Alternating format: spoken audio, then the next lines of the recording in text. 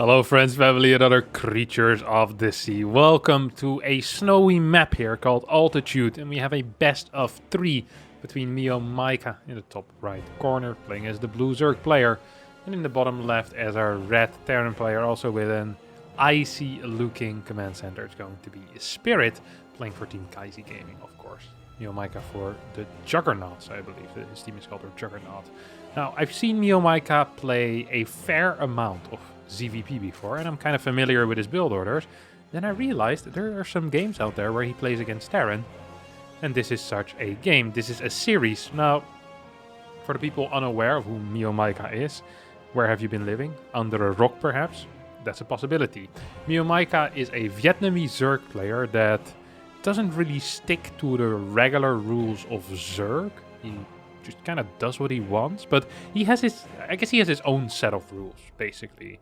And if you talk about it with other Zerg players, they'll say, well, these rules don't make any sense, but he sticks with them to, you know, a pretty decent degree of success. I've casted some games where he managed to beat Showtime in a best of 3. He looked very strong against Max Packs, where he took a map as well, and honestly, probably should have won the best of 3 if he micros a little bit better in the final game. And now it's against Terran. I haven't seen him perform yet against Terran, so I'm curious to see what he will do here. One of the kind of trademark MeoMaika moves is that he just sends all of his overlords straight across the map, not caring about what happens in his natural base. I think he doesn't mind if there's a couple of bunkers there the moment his links move down. He's like, okay, that's fine. I have links anyway. What you gonna do about it, buddy? Spirit is going in for an SCV scout and will most likely spot the fact that this is a pool first, and we'll have to see what his response is going to be to that. Spirit is a player that likes economy, that likes to be slightly more greedy than every other Terran player. So I'm just very curious what this is going to be. Scouts it, starts a marine and a factory immediately. Most likely a bunker on either the high or on the low ground. That seems to be a relatively safe response majority of the time. Let's wait though. Also kind of want to pay some attention here to this map. It's a map that I haven't quite seen before. It's a beautiful little map. Altitude it's called. You have this weird watery stuff in the middle. I think you can walk there as well. This isn't like water where you can't walk in it. Like this is shallow water, but your units can move here. You have some tank positions, I guess, in this case. Yeah, look at that. Reaper can definitely move there. There is a Reaper jump spot over here as well, near into the main base. Main base, which is relatively large, may I add. And there are some nice tank positions close by potential third and fourth bases as well. But I just have a feeling that it's not going to come down to a to a fourth or a fifth base tank location. Just knowing how MeoMaika tends to play, this usually isn't gonna go much further than 3.5 bases. Now that is of course all my knowledge I have of him in the ZVP matchup. Maybe in ZVT he's the biggest macro player in the world. I just don't know. All I do know is that he's mining way too much gas for a standard Zerg opener, as he is continuously just mining the gas. Starts the layer at 3 minutes and 33 seconds in, as Metabolic Boost finishes up as well, making it easy to deny any potential scouting. There's a tank on the way already here for Spirit, who's... I've never seen this snow effect on buildings before, I just have to admit it. Maybe it is because I always play with the lowest graphics, and I'm not quite sure if the lowest graphics even have the ability to produce snow. So maybe all of these effects just get lost on me, and there's currently 3 maps in the map pool that have a similar effect that I just never knew, but I've never seen a creep tumor covered in snow. It almost looked like a pie, you know? It started like with powdered sugar on top of it. Not a very tasty pie, because, I mean, the way that the creep tumor looks isn't that tasty, but still, it is something. We have a second and a third gas on the way as well. I've got a crap ton of gas in the bank. Just a crap ton of gas. As this Reaper is going to get taken out here. Spire. Okay, 3 gas Spire openers. So this is like a 2-base Spire opener, except it is with 3 base instead. So something that is not seen that often. 14 links being popped out as well. Drone count actually somewhat okay here, I want to say, for MeoMaika. 47 against just a mere 38 out of Spirit. Spirit is following this up with a very late starport and just a 3 Rex after the 3cc. 1-1 should start soon as well, but it looks like Spirit is playing this extremely safe, and it might just end up paying off. MeoMaika, however, is doing quite the opposite of playing completely safe. He's on 4 queens currently, And this is actually one of the key concepts that he uses, is saying, hey, if my opponent believes that I'm very aggressive all the time, I can skip queens. And with the money of the skipped queens, I can actually get a lot of units out while being on relatively lower eco. So that kind of is a trade-off. It's a very old school playstyle with 3 to 4 queens, just 1 queen really for creep tumor placement. But because there's not even a single Hellion on the map, the creep is actually starting to look kind of nice and kind of healthy. Spire's about to finish up, and this is of, once again, it's of 3 gas. It makes no sense. I know that it makes no sense, and I've never seen it before either, but it is what is happening, and we're going to see 8 mutas come out really early into the game. This almost feels like a muta list all-in, more so than anything else. Now we see the extra gases going down and double evo chambers. It feels like there is a build order here, but it's just a build order that we've never seen before, or at least that I have never seen before. Injects not looking super tight, despite nothing happening. I mean, 35 energy on this queen right now. It's not that much on this one, so I guess the injects on the outside base is doing a lot better than on the main base. There's just some massive undersaturation when it comes to minerals as well, which is something you almost never see in high-level Zerg versus Terran games. Most Zerg players love getting their minerals saturated first and then start working on the gas. These mutas popped out at like the 6-minute mark, and now will hit the other side of the map at 6:33, 6:34, 6:35 perhaps. And MeoMaika actually managing to carve out a nice little lead for himself as well. Spirit in the meantime is going to lose this tank for, well, basically free, for free. Not even a single damage has been dealt on the other side of the map. This turret is going to get taken out as well. No, MeoMaika switches targets and barely doesn't catch that tank, as a lot of links are now moving in towards this position without any tanks available and just a single bunker there. This could actually mean trouble here for Spirit, who is going to get his 1-1 to finish up just in time. Is not even going to lose that many SCVs, but needs to be so careful. There's no Baneling nest, or at least I don't believe there is. I don't see it yet. There's no fort base either, so this is a pure Muta Ling all-in with 55 drones, providing decent mineral income, decent gas income, and an initial burst of mutas that I kind of respect. 3 mutas have gone down already, and I'm just not so sure what's happening in this game. No armory. Okay, now there's an armory. Now we see +2 starting as well. I feel like in this defensive position, Spirit should be in an okay spot. The question is just, does he have the patience to stay at home? And I think the answer to that is yes. Because Spirit is a player with a lot of patience that loves sitting at home in general. Now imagine you're playing against someone that is known for all-inning basically every single game. You're a lot more likely to sit at home the entire time. Wait, what? What is this base? I guess you destroy this falling tower, then the tower falls on the watchtower, and then you have to destroy the rocks that lay down over there, and then you can take the gold, which is an 8-patch gold, by the way, which is kind of sick. Reminds me of Pride of Altaris. Except Pride of Altaris also had 2 gases there. This one only has a single gas. Still a very powerful base that you can take. Any other different things on this map? Doesn't quite seem to be the case. Interesting mechanic though, those watchtowers in the middle that can be destroyed, or at least I assume they can be destroyed. They don't have HP, but I think if you drop these rocks on them, the cooling tower on top of this, that watchtower is probably gone. Fort CC is being constructed right now, 8 minutes into the game, as some of these medevacs are going to get taken out by the mutas. Some of these mutas also getting taken out by the marines. There's one more full medevac here that is, well, just going to happily coexist with these mutalisks. Now it's going to try and boost back to safety and is indeed going to make it. Muta control is a little bit sloppy here out of MeoMaika, who now is stacking into just a pretty standard Ling-Bane Muta style, but with a heavy emphasis on Lings. There's literally 0 Banelings at this point.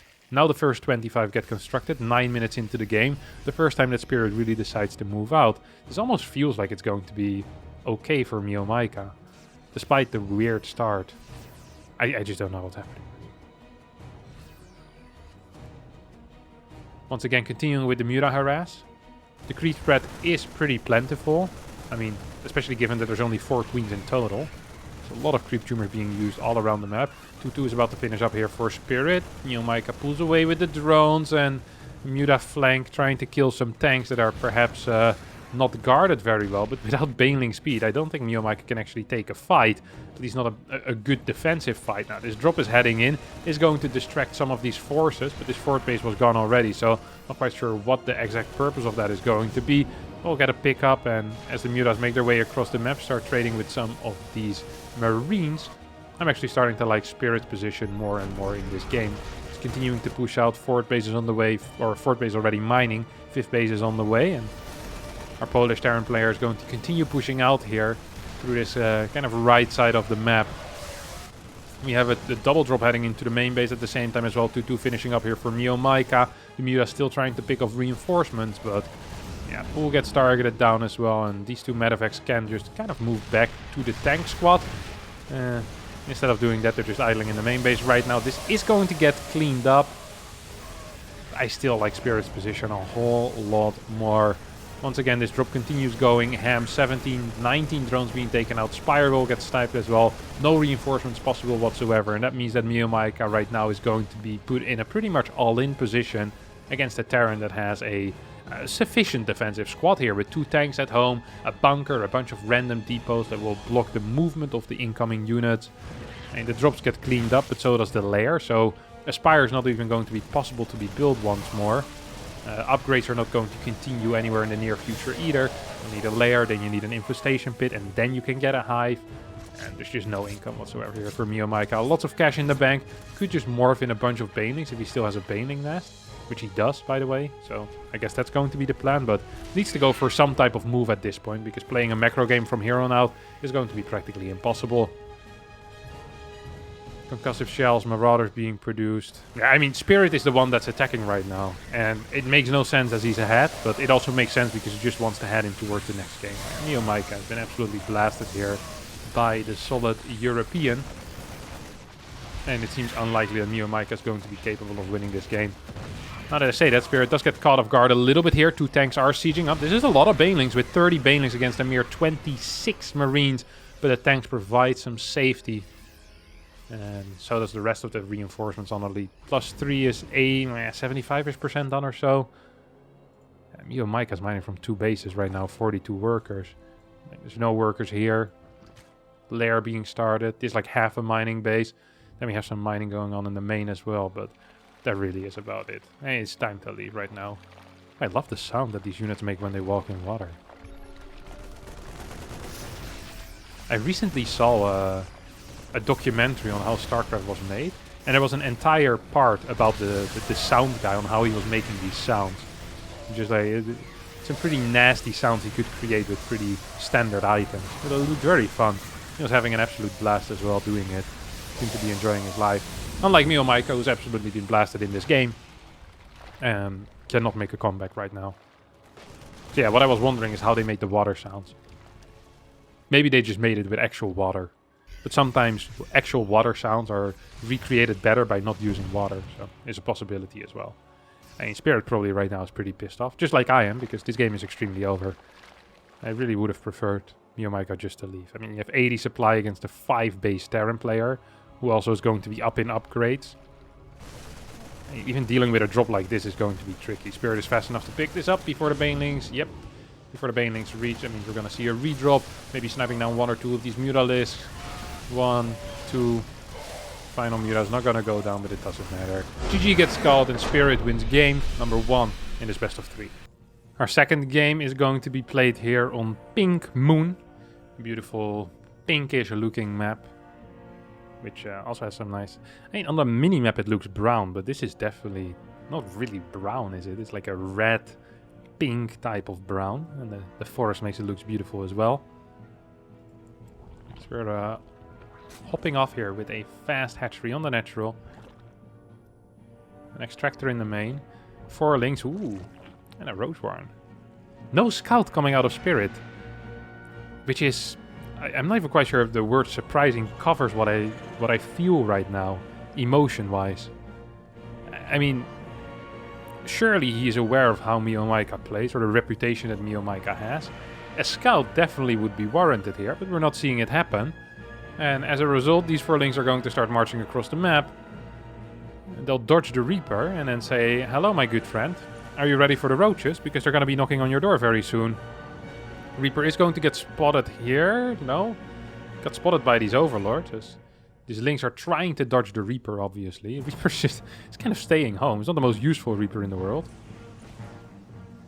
First 3 roaches on the way. Okay, here we go. Lings start moving in right now. This Reaper will need to return home, I think. Yep, there we go. And this SCV is going to get taken out, or at least forced to be back. Forced to turn back here. Marine might actually end up falling as a result of this. This single Ling is going to try and take out the SCV building the factory. Marine will barely get to live, but the SCV in the factory does not get to live. And maybe this Ling can get another kill here. Yep, there we go. Good target fire. 2 kills there immediately. Marine gets to live, but 2 SCVs go down. A little bit of delay on the factory. No scouting whatsoever either. And this is going to be a 4 roach rush that makes its way across the map. And the question is right now, is there anything prepared to deal with that roach rush? Reaper is just idling at home. And at the same time, we see these roaches slowly but surely waddle in. Oh my god, the CC's not gonna finish. You can be serious. Oh no, 69. Nice. Out of 71. I almost feel like you want to kill that CC, but maybe you can just click like right-click like 7 SCVs on it and one of them will finish it. Maybe this is just better. This probably is just better. Now, interesting thing, if you take out a reactor, look at this. The follow-up Hellion is still basically finished. So the progress on that Hellion is still there, which is really cool. I think that's a cool concept. Really like that. So these 2 Hellions still pop out despite the reactor being taken out. It's not like one of the Hellions is being constructed in the reactor. The reactor just helps in the progress, I think, in some way. Now, complete supply block here for Spirit. Ooh. And when it rains, it pours. Right now, it's not just pouring. It's a freaking hailing on top of his head. CC got cancelled on the low ground. Oh, no. Like, why would he do that? This was such a medium all-in as well. Do have a lot of slow Lings coming in with Metabolic Boost about to finish up. And I think this game is actually over. Look at this bunker. Being 99% done, but not quite completely done. Super unfortunate. Oh, that really, really sucked. This bunker is going to get taken out here by the Biles 1, 2. GG gets called, Spirit leaves, and MeoMaika wins game number 2 here in this Zerg versus Terran best of 3. That brings us to the last game in this series, and we see Spirit opening up with a quick SCV scout after our last game's disaster. We also saw this beautiful, look at that, a Lyote. Very cool. That's an animal that definitely belongs on this map. This deserty map, you know? I'm always a huge fan when a critter actually fits the map very well. And a Lyote definitely does that. And it's just, this Scantipede, it's a little bit less. Scantipedes live in the forest, in my mind, okay? And there's not a whole lot of forest. Like, you have this crap, there's some green in there, but it's mainly weird mushrooms. Lyotes live in the desert. They like rocks, and they eat snakes, or whatever it is, zerglings or something. I don't know, they're cool. I like Lyotes. So yeah, good map maker so far. As the Reaper makes its way over to the other side of the map, let's take a look at what our good friend MeoMaika is actually doing over here. He's taking a gas, and with that gas, he'll most likely get a fast layer, and go into some shenanigans. Whether it's going to Aspire, Hydralist, then doesn't really matter all that much. We have a fast third CC coming out of Spirit, and I like that this CC is actually used as a spotter as well. So rather than just saying, hey, I'm going to use that CC to to just build it closest by my third base. He uses it as a spotter because he knows he's not going to get too many depots. He knows that MeoMaika is a bit of a cheesy player, and thus doing it like this, I think, is quite smart. In my mind, at least. Follow-up seems to be just fairly standard. Hellion, Starport. Barracks building a tech lab seems to be too late for a Banshee or for a Raven, so most likely it's just going to be Viking or Medevac into either Marauders or just into Stim and a Marine. Depends a little bit how Spirit wants to play this out. The fact that he's 1-1 currently probably means he's going to play the safe option of the two. That's a crab beetle. Now the crab beetle, from what I kind of understand, is a sea animal, basically. Okay? The crab beetle needs to live in the sea. This is not underwater. This is just a regular area. And the crab beetle is one of these units people just kind of put down willy-nilly whenever they feel like they need a random critter. I'm just not a huge fan of that.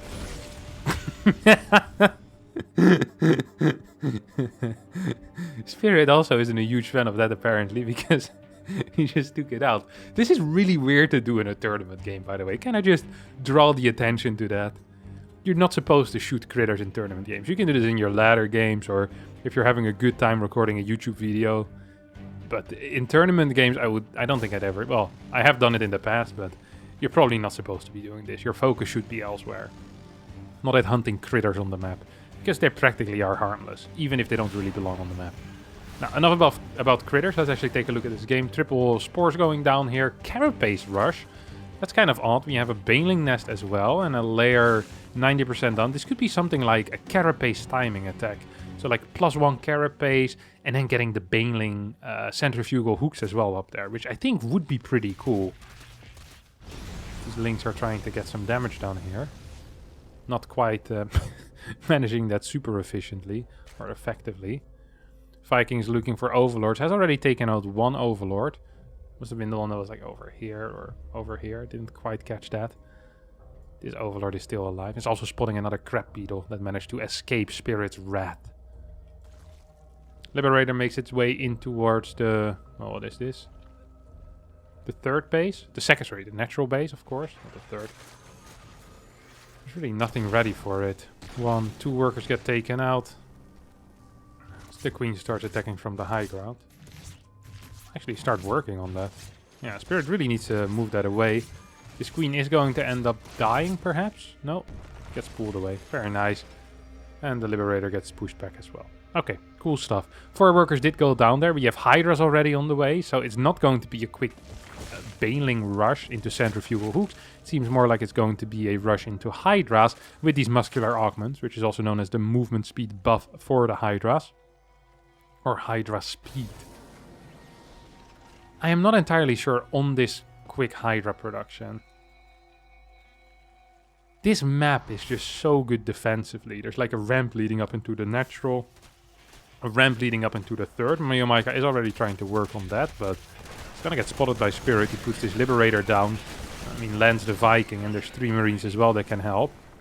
So I think 5 or 6 lings do end up falling there. Building this many Hydras this fast just means you're really destroying your ability to mine a lot of resources. And at the same time kind of forces you into an all-in position. Almost feels like MeoMaika wants Spirit to attack into him. And then MeoMaika says, tada, surprise, I have Hydras, I have Lings, I'm gonna take out your Medevacs and then counterattack. But Spirit remembers what happened in the previous games and it's like, well, if I just sit back at home, you're eventually gonna kill yourself into me. And I'm kind of down with that. And so seems MeoMaika seems to be down with that, because he isn't really building any drones. 57 workers, 7 minutes into a game. Double drop gets landed here. And it's just going to kind of run around the map. Maybe take out a creep tumor here and there. Maybe just provide some vision as well. I think the Liberator just went back in.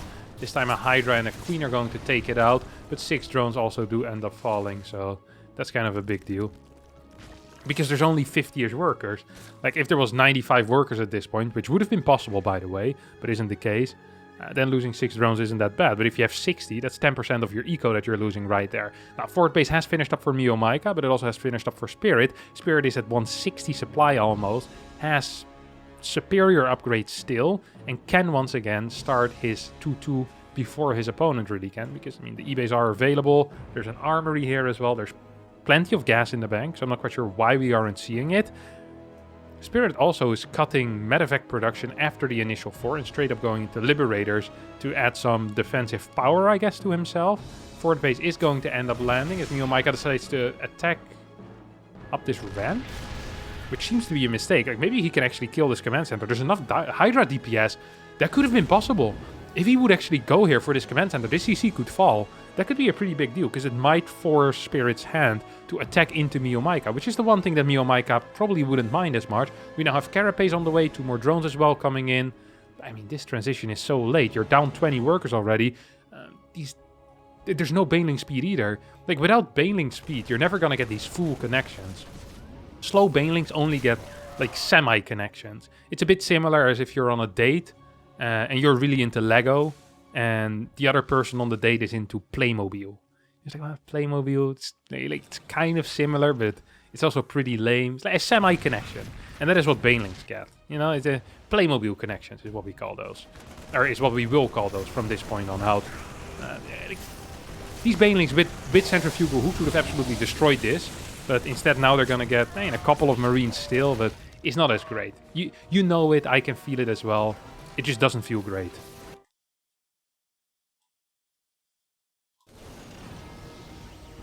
And now Spirit actually decides to start moving on the map as well here with a bunch of tanks. That's 5 tanks that are moving out, 66 Marines and 4 Liberators, because he did completely cut the medevac count. There's also 82 workers, a Ghost Academy and a 5th base. So this isn't even an all-in, but it is a lot of units, and it's a lot of units that I don't really think MeoMaika has an answer for.